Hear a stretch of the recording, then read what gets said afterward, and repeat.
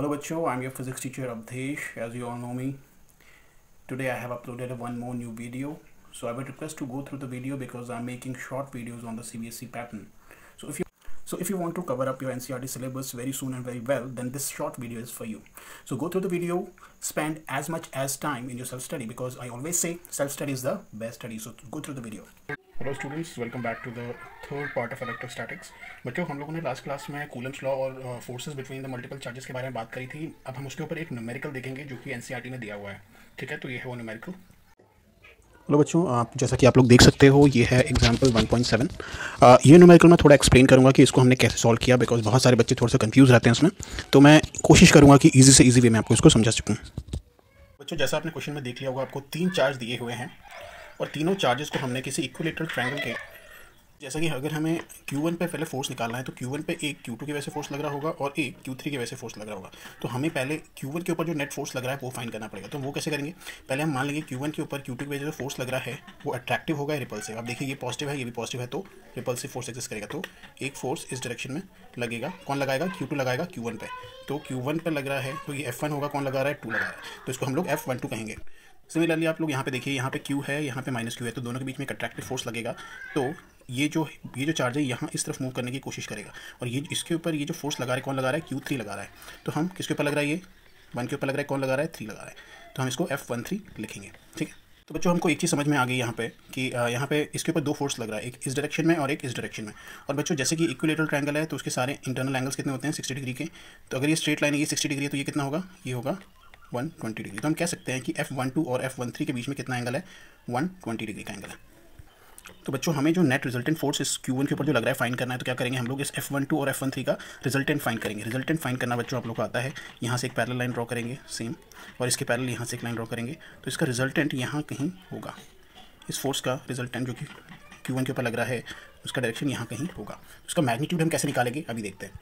तो बच्चों, यहाँ देखिए, F1 जो रिजल्टेंट होगा किसके बराबर होगा? Under root of this force के मैग्नीट्यूड का स्क्वायर प्लस दिस फोर्स के मैग्नीट्यूड का square plus 2 into this force magnitude into this force magnitude into cos of angle between these 2 forces जो कि 120 डिग्री है।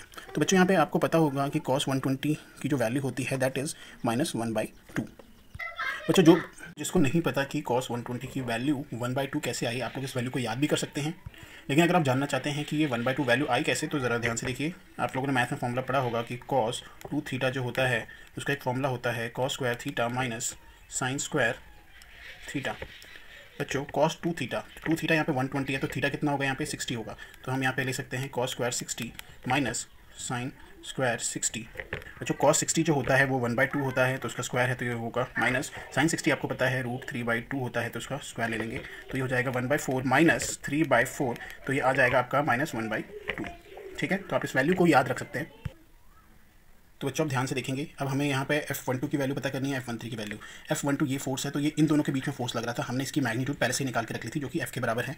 और वहीं हम F13 की बात करेंगे, ये भी इन दोनों के बीच में फोर्स लग रहा है, इसका भी सेम मैग्नीट्यूड होगा F के बराबर।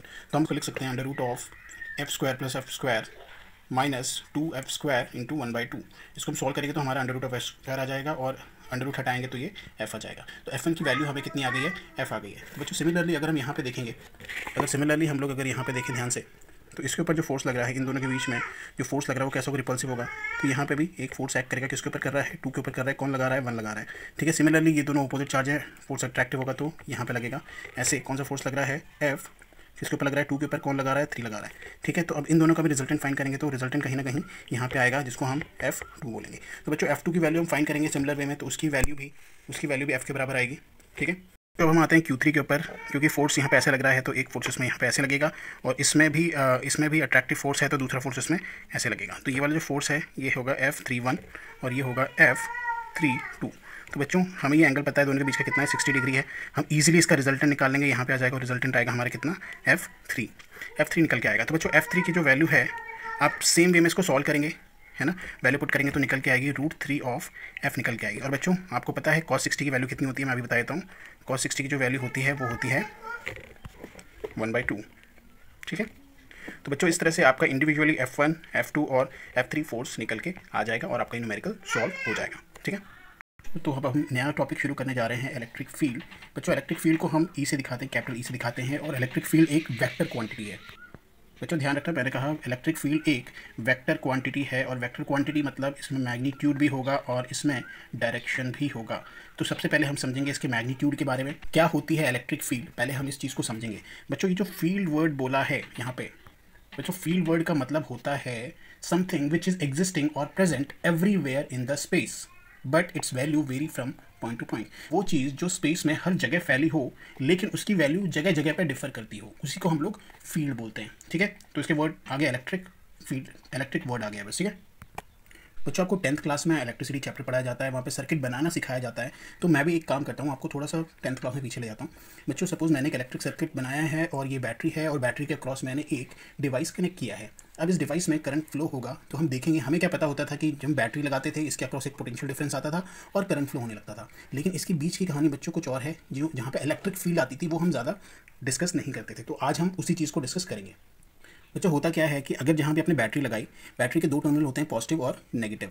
तो positive terminal actually positive charge की तरह ट्रीट करते हैं और नेगेटिव टर्मिनल को नेगेटिव चार्ज की तरह ट्रीट करते हैं। तो जिस एंड से पॉजिटिव वाला कनेक्ट है, जिस एंड पे डिवाइस के, तो उसे हम पॉजिटिव टर्मिनल बोलते हैं, और जो नेगेटिव वाला नेगेटिव की तरफ कनेक्ट है उसको नेगेटिव टर्मिनल बोलते हैं। तो बच्चों, यहाँ पे डायग्राम को थोड़ा ध्यान से देखें आप लोग। मैंने इस डिवाइस में ये मान के चला है कि इसके पास चार्ज है, नेगेटिव चार्ज भी है और पॉजिटिव चार्ज भी है। तो नेगेटिव चार्ज मैंने इलेक्ट्रॉन्स के रूप में दिखाया यहाँ पे आपको, और पॉजिटिव चार्ज प्लस क्यू के फॉर्म में आपको दिखाया। तो बच्चों, एक चीज़ सोचो, जो यहाँ पे पॉजिटिव टर्मिनल है, यहाँ नेगेटिव टर्मिनल है। अगर ये पॉजिटिव टर्मिनल पॉजिटिव चार्ज की तरह बिहेव कर रहा है, तो यहाँ से हमेशा फील्ड आउट गोइंग होगी। हमेशा फील्ड कैसी होगी, यहाँ पे आउट गोइंग होगी। और ये नेगेटिव चार्ज की तरह बिहेव कर रहा है, तो फील्ड हमेशा इस तरफ इनकमिंग होगी, इसके इनकमिंग होगी। ध्यान रखना इस बात को। तो बच्चों, फील्ड ही, ये जो फील्ड है, ये फील्ड ही ये होती है जो इन चार्जेस पे फोर्स को अप्लाई करती है, और यही बात हमने कूलम्स लॉ में भी पढ़ा है। ठीक है, ये जो फील्ड होती है, ये फील्ड ही इन चार्जेस पे फोर्स को अप्लाई करती है। ठीक है, तो अगर सपोज ये पॉजिटिव टर्मिनल है, फील्ड इधर जा रही है, पॉजिटिव चार्ज है, तो फील्ड इसको पुश करेगी या पुल करेगी? ऑब्वियस सी बात है, पॉजिटिव चार्ज को इधर पुश करेगी, और नेगेटिव चार्जेस को क्या करेगी, अपनी तरफ अट्रैक्ट करेगी। राइट, ये चीज़ हमने पहले भी पढ़ा हुआ है। पे ध्यान देने वाली बात यह है कि फील्ड यहाँ पॉजिटिव टर्मिनल से नेगेटिव टर्मिनल की ओर जा रहा है। ठीक है, तो यहाँ पे एक चीज़ ध्यान देने वाली और है कि एक्चुअली जो पॉजिटिव टर्मिनल है वहाँ पे हमें पता है हमेशा पोटेंशियल कैसा होता है, हाई होता है, और जो नेगेटिव टर्मिनल है यहाँ पे पोटेंशियल कैसा होता है, लो होता है।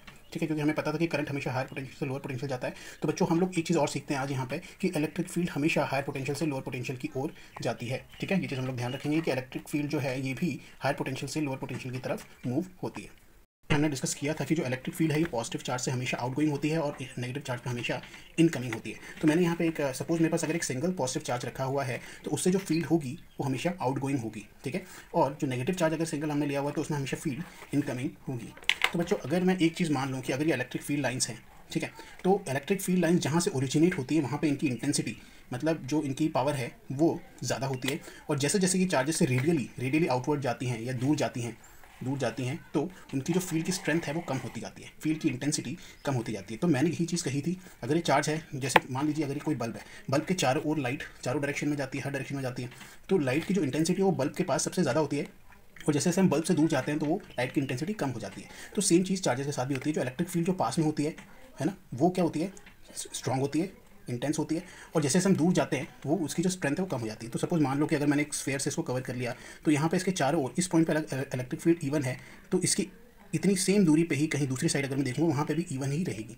ठीक है, और सेम क्यू से सेम दूरी पे इधर भी इवन रहेगी, सेम दूरी पे इधर भी इवन रहेगी। लेकिन सपोज मैं थोड़ी दूर जाता हूँ अब, और यहाँ मैंने देखा इसकी इलेक्ट्रिक फील्ड E2 है, तो सेम दूरी पे यहाँ पे भी E2 रहेगी, यहाँ पे भी E2 रहेगी, यहाँ पे भी E2 रहेगी। और लेकिन हमें क्या पता है कि E1 डेफिनेटली E2 से ज़्यादा होगा, क्योंकि जैसे जैसे हम चार्ज से दूर जाएंगे इलेक्ट्रिक फील्ड की जो स्ट्रेंथ है वो कम होती जाएगी।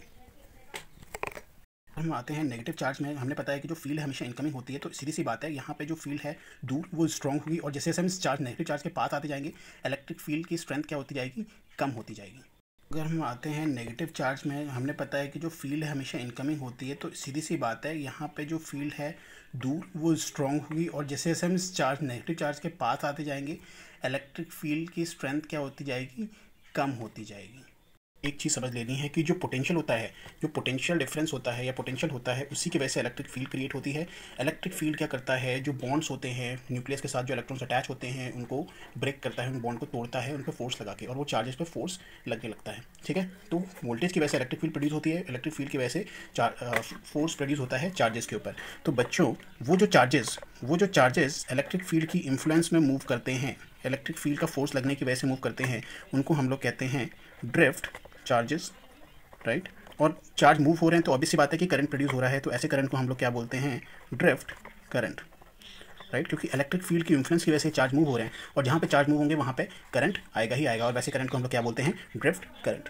चीज़ समझ गए कि जो ड्रिफ्ट करंट होता है उसमें जो चार्जेस है वो इलेक्ट्रिक फील्ड की इन्फ्लुएंस में पास होते हैं या फ्लो होते हैं, तभी वो करंट प्रोड्यूस होता है। तो ऐसे प्रोड्यूस करंट को ही हम ड्रिफ्ट करंट कहते हैं। तो बच्चों, अब हम आते हैं एक नए केस पे। सपोज मान लीजिए मेरे पास एक पॉजिटिव चार्ज है जिसका मैग्नीट्यूड है Q, कैपिटल Q, राइट, और उसकी फील्ड ऐसी है। इस फील्ड में हमें पता है इलेक्ट्रिक फील्ड पास में बहुत ज़्यादा है। जैसे जैसे हम रेडियली आउटवर्ड जाते जाएंगे, है ना, रेडियस के अक्रॉस जाते जाएंगे आउटवर्ड, इसकी जो स्ट्रेंथ है वो वीक होती जाएगी। तो अगर मैंने मान लेता हूँ कि मैंने यहाँ पे एक टेस्ट पॉजिटिव चार्ज रख दिया, टेस्ट पॉजिटिव चार्ज मतलब बहुत ही स्मॉल मैग्नीट्यूड का पॉजिटिव चार्ज, तो इसके ऊपर जो इलेक्ट्रिक फील्ड, इसकी वजह से जो इलेक्ट्रिक फील्ड लग रहा होगा वो यहाँ पे कितना होगा। बच्चों देखो, यहाँ पे टेस्ट चार्ज लेने का रीज़न ये है क्योंकि हम सिर्फ इसका इफेक्ट यहाँ देखना चाहते हैं, है ना। अगर ये हमने बहुत बड़ा चार्ज ले लिया होता है या इसके बराबर का ले लिया होता तो ये भी इसके ऊपर कुछ ना कुछ फोर्स लगा रहा होता है। ध्यान रखना, हम इसका इन्फ्लुएंस नहीं देखना चाहते हैं, हम सिर्फ इसका इन्फ्लुएंस देखना चाहते हैं, इसलिए इसमें नेग्लिजिबल लिया है, क्योंकि इसकी इलेक्ट्रिक फील्ड भी नेग्लिजिबल होगी, जो इसकी इलेक्ट्रिक फील्ड को ज़्यादा अफेक्ट नहीं करेगी। यही रीज़न है कि हमने यहाँ पे, है ना, स्मॉल पॉजिटिव टेस्ट चार्ज लिया है। क्या कि सपोज हमें पता है इलेक्ट्रिक फील्ड वेरी कर रही है किसके साथ, रेडियस के साथ, स्फीयर के रेडियस के साथ वेरी कर रही है। तो बच्चों यहाँ पे हमने एक्सप्रेशन देखा हुआ इलेक्ट्रिक फील्ड का, हमें पता है क्या होता है, this is equals to 1/4 pi epsilon capital Q मतलब ये वाला चार्ज, और इन दोनों के बीच की दूरी हमने मान ली सपोज R है, तो हमने इसको R ले लिया, R स्क्वायर, है ना। और ये रेडियली आउटवर्ड है, रेडियस के अक्रॉस है, तो हमने इसको यूनिट वेक्टर ले लिया R कैप। ठीक है, तो बच्चों ये हो गया मैग्नीट्यूड, ये हो गया इसका डायरेक्शन। ठीक है, तो और मैंने पहले बोला था क्योंकि ये एक वेक्टर क्वांटिटी है। ठीक है, तो ये इलेक्ट्रिक फील्ड का एक्सप्रेशन हो गया बच्चों। इस एक्सप्रेशन का मतलब ये हुआ कि इस चार्ज से R दूरी पे इलेक्ट्रिक फील्ड यहाँ पे कितनी होगी, और इसी का एक्सप्रेशन हमने यहाँ पे लिखा हुआ है। ठीक है, तो बच्चों ये जो R डिस्टेंस है ये ज़्यादा भी हो सकती है, आप देखेंगे ये ज़्यादा भी हो सकती है। तो इलेक्ट्रिक फील्ड डिपेंड किस पे कर रहा है, inverse of square of the distance, मतलब हम यहाँ से कितनी डिस्टेंस पे ले रहे हैं। ठीक है, और आप एक चीज़ और देखेंगे, ये इन्वर्सली प्रोपोर्शनल है R स्क्वायर, मतलब R स्क्वायर बढ़ेगा, मतलब जैसे जैसे डिस्टेंस बढ़ेगी इसकी जो स्ट्रेंथ है वो कम होती जाएगी। ठीक है, क्योंकि किसी पे चार्ज पे देखो, इसकी इलेक्ट्रिक फील्ड की वजह से इसके ऊपर कोई ना कुछ एक फोर्स लग रहा होगा, तो हम मान लेते हैं कि F फोर्स लग रहा है। ठीक है, और वो F फोर्स किसके बराबर होगा, इस चार्ज के मैग्नीट्यूड इनटू इस यहाँ पे जितनी इलेक्ट्रिक फील्ड है उसके बराबर। ठीक है बच्चों, ये एक्सप्रेशन हमने पहले भी पढ़ा हुआ है पिछले क्लासेस में। ठीक है, तो ये ध्यान देना, ये जो फोर्स है हम यहाँ पे फोर्स कैलकुलेट कर रहे हैं, यहाँ पे फोर्स कैसे होगा कि यहाँ पे मैग्नीट्यूड, चार्ज का मैग्नीट्यूड इनटू ये इलेक्ट्रिक फील्ड होगी। ठीक है, तो यहाँ पे सीधी सी बात है, यहाँ पे जो फोर्स होगा वो फाइनाइट होगा, यहाँ पे स्ट्रॉन्ग होगा फोर्स, यहाँ पे कम होगा, जितनी जैसे दूर जाएंगे फोर्स भी कम होता जाएगा। ठीक है, तो हम यहाँ से एक चीज़ समझ सकते हैं कि हमारी इलेक्ट्रिक फील्ड को हम ऐसे भी लिख सकते हैं F/Q भी लिख सकते हैं। लेकिन बच्चों हमें ध्यान देना होगा कि चार्ज यहाँ पे बहुत छोटा होना चाहिए, तो यहाँ पे हम लिमिट ऐसे लिख देते हैं, चार्ज यहाँ पे बहुत छोटा होना चाहिए, टेस्ट पॉजिटिव चार्ज होना चाहिए, मतलब पॉजिटिव भी नेगेटिव भी हो सकता है, लेकिन टेस्ट चार्ज होना चाहिए और वो बहुत ही स्मॉल चार्ज होना चाहिए।